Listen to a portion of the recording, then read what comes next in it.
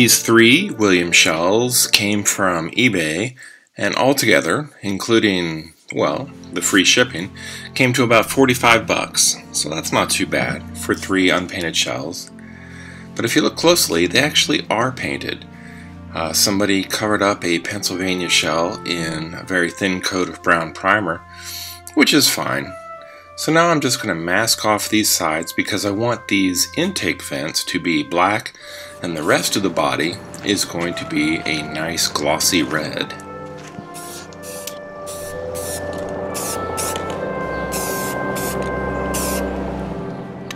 I thought I was getting a really good deal on these shells until I realized how many missing parts are needed to make this complete.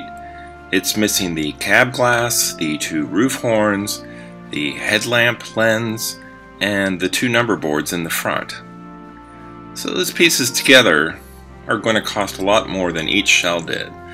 So I'm going to try to make something here to lessen the cost, the overall cost of this project.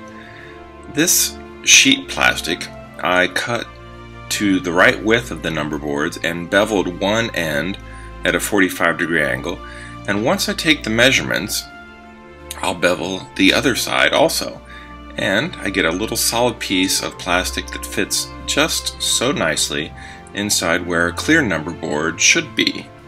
But I'll paint these black, and then the decal sheet I bought came with some numbers for these. So when it's all done, these will be black number boards, white lettering from Decals, and covered up with a nice glossy clear coat. It should look fine. And the number boards, if I were to even find them somewhere from some sort of parts dealer, would probably be maybe 2.5 a piece, but then the shipping would kill you. So I'll just make these myself.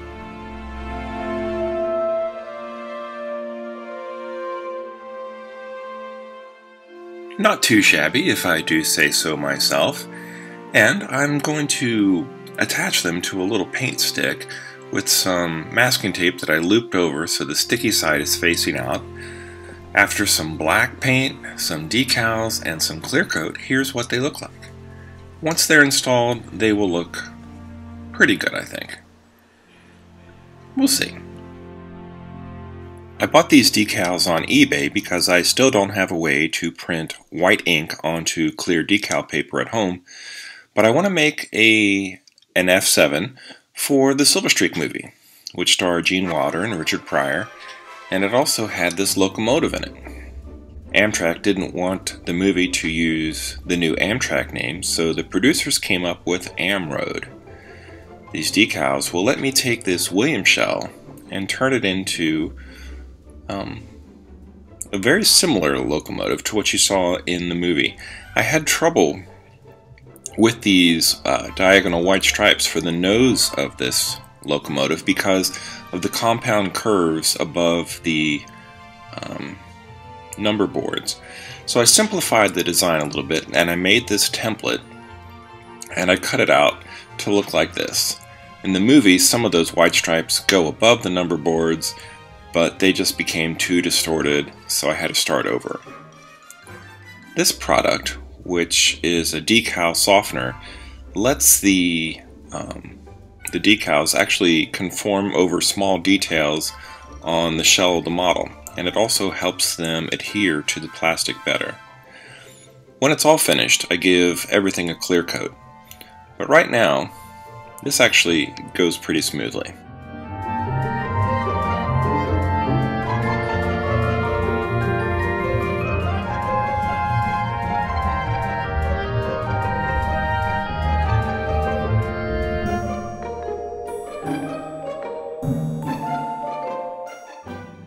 The nose decals were probably the trickiest ones to apply.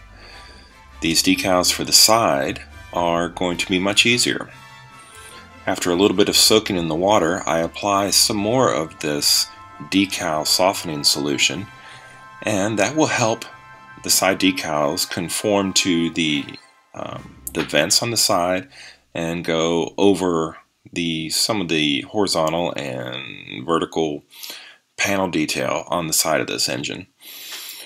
The bottle says it makes decals look like paint, and it's a pretty accurate statement.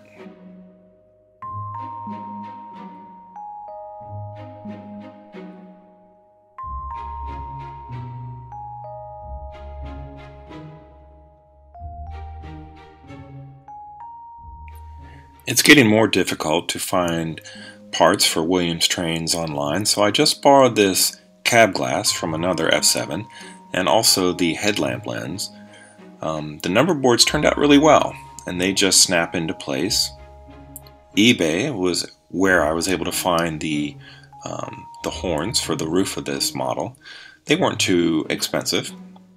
They just snap into place, and once that's done, I reinstall the shell on a frame that's shared with the same F-7 that donated the glass. This is 4070. In the movie there are two locomotives pulling the long passenger train. I haven't shown it yet, but I did make two of these. So this is 4070, and I also made a 4067. The decal set from Circus City includes a complete set of logos, numbers, and graphics to make two engines. So I did this one, and then also 4067, just like in the movie.